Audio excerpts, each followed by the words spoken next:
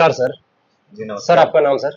मैं महेश पांडे मेरा नाम है। जी। मैं टैक्सी यूनियन हल्द्वानी का संरक्षक हूँ। हुँ, जी। हुँ। जिस तरह से हल्द्वानी में आए दिन मतलब काफ़ी महीनों से कभी कमर्शियल भवनों के छत काटे जा रहे हैं, कभी जमा हो जा रहे हैं, कभी चालान हो जा रहे हैं, कभी कुछ हो जा रहा है, कभी फिटनेस सेंटर से लेके लगभग 6-7 महीने से जब से रेट बढ़ा है तब से बवाल चल रहा है। पहले भी आप हड़ताल पे गए हुए थे, फिर उसके बाद आपकी पता नहीं क्या बात हुई, नहीं हुई। फिर से इतने दिनों से यहाँ पर हंगामा कट रहा है। कोई हमारे जो भाई टैक्सी ड्राइवर हैं, हम ही लोगों की ज़रूरत है, लोकल पब्लिक के लिए ही आप हैं, चाहे पैसा ले रहे हैं। बिना कमर्शियल वाहन का यहाँ पर पहाड़ों को बिल्कुल भी संभव नहीं है यात्रा करना।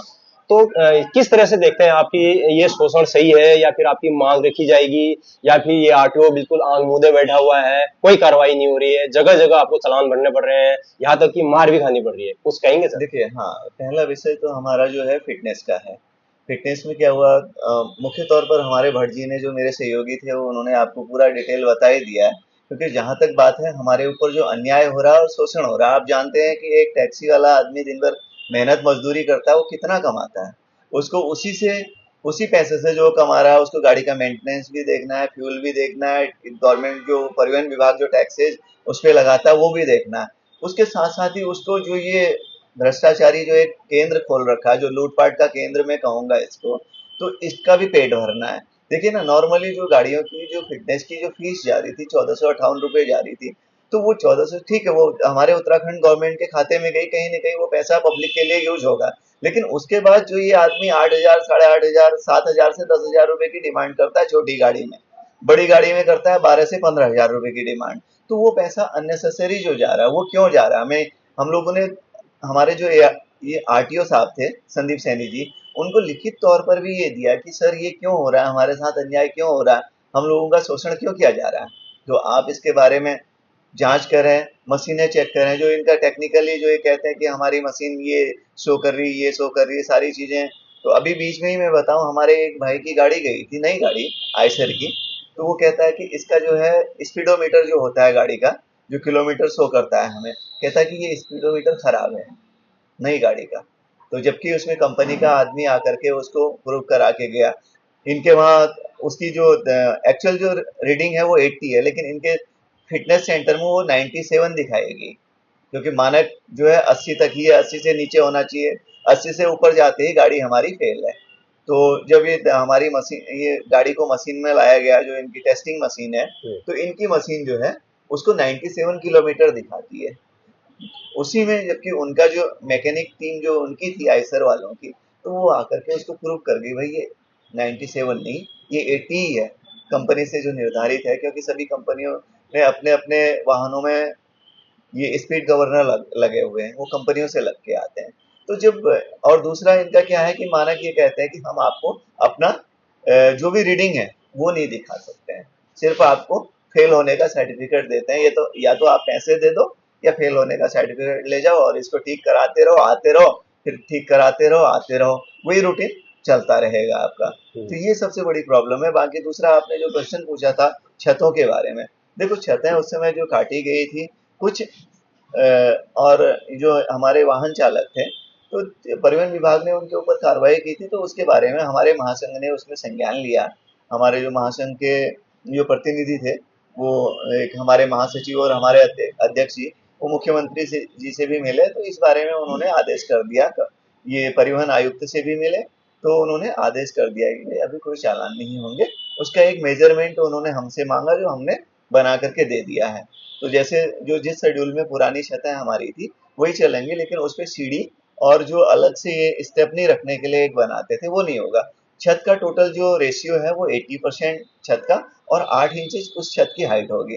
लगभग लगभग जो पुराने शेड्यूल के जो मैक्स या बोलेरो की छतें हैं वही चलेंगी। उसका समाधान हो चुका है। अभी मेन मुद्दा ये है कि इनकी दबंगई और हमारा जो ये शोषण कर रहे हैं अधिक पैसा लेकर के। ठीक है, ये गवर्नमेंट ने निर्धारित किया था उस दर में इनको करनी चाहिए, जबकि उस दर में भी इनको कमीशन जा रहा है। पहले शुरू में हमारा 650 रुपये जाता था, लास्ट ईयर की मैं बात बताऊं, तो 650 रुपये था। आज उस 650 को 1458 रुपये जा रही है। मतलब लगभग लगभग आप कह सकते हैं कि 2.5 गुना एक साल के अंदर ही। तो उसमें इसका कमीशन ऑलरेडी होता है कि जब परिवहन विभाग ने इसको ऑथराइज दिया है सेंटर खोलने का, तो परिवहन विभाग जो हमसे पैसा ले रही है फीस के माध्यम से, जो उत्तराखंड गवर्नमेंट ने निर्धारित किया है, उस पैसे में से इस फिटनेस सेंटर वाले के लिए अलग से वो पैसा जाता है इसका, कि भाई इतना जो तूने फिटनेस सेंटर खोला है इतनी हिस्सेदारी तेरी होती है, तो तुझे इतना मिलेगा।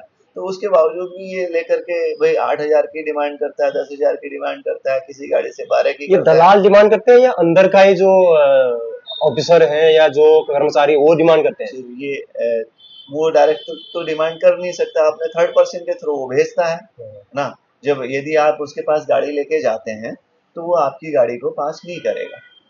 मेन उसका मकसद क्या है कि आपने आपकी गाड़ी कैसी भी है, किसी भी हालत में है, जनरली मतलब जो मेन चीजें हैं तो वो छोड़ करके बाकी कुछ भी स्थिति हो गाड़ी की, आपने पैसे दे दिए तो आपकी गाड़ी जो है आधे 1 घंटे में आपको फिटनेस सर्टिफिकेट इश्यू कर दिया जाएगा कि आपकी गाड़ी ओके है। आप देखिए ना, जब से ये फिटनेस सेंटर खोला है तब से इसकी अगर गाड़ियों का आप रिकॉर्ड लेते हैं तो जितनी गाड़ियां इसने पहले फेल की फिर पास की, तो उन गाड़ियों का आप अभी भी चेक कर लीजिए। आप इसकी 10 दिन पहले की गाड़ियां चेक कर लीजिए, क्या वो सही हालत में है? नहीं है, क्योंकि वो पैसा दो तो सब कुछ ठीक है, पैसा नहीं दो तो ठीक भी ठीक नहीं है। ये इनकी एक स्थिति चीज है। और होता है, जैसे अभी मैं जैसे शोरूमों में जाता हूँ, कहीं हाँ भी बड़े बड़े हाँ शोरूमों में जैसे गाड़ी सर्विस होती है तो हाँ वहां पर अंदर कैमरा से हम्म, आपकी गाड़ी बाहर उसमें हाँ डिस्प्ले होती है। बिल्कुल होता है। आप प्रतीक्षालय में बैठे रहते हैं कि वहां हम्म, देखते हैं क्या कर रहा है क्या क्या नहीं कर रहा है। हाँ क्या यहाँ भी ऐसा होना चाहिए होना चाहिए, कि लेकिन प्रतीक्षालय में टैक्सी वाले बैठे रहे और उनकी गाड़ी में क्या क्या हो रहा है? लेकिन दोनों चीजों में फर्क है।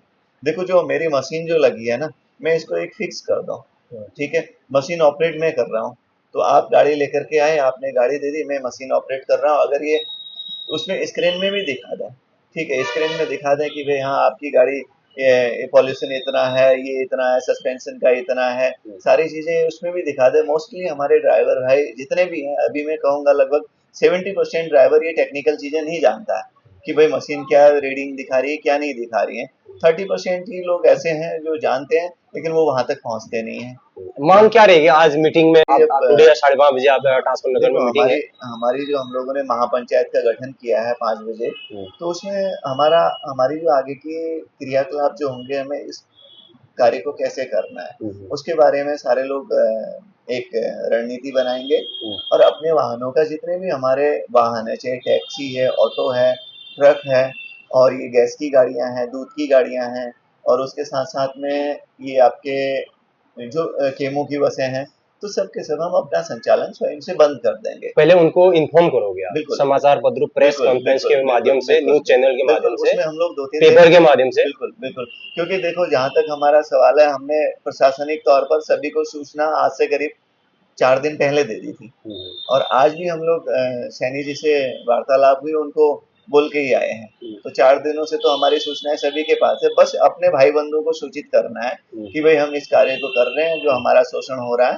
तो उसके लिए हम लोग अब ये प्रशासन को पूर्ण रूप से सूचना दे चुके हैं, और आप लोगों को भी सूचना दे रहे हैं कि आप लोग जो है सब अपने अपने वाहनों का संचालन रोकें और इस अन्याय के खिलाफ इकट्ठा होकर के लड़ें। अच्छा, जिस तरह से आप जैसे वाहन रोकेंगे तो लोग जो कमर्शियल वाहन है वो कितना आपका सपोर्ट करेंगे या कर रहे हैं वो आगे को? देखिए, हमारी सारी यूनियनें हैं, तो वो सब हमारे सपोर्ट में है।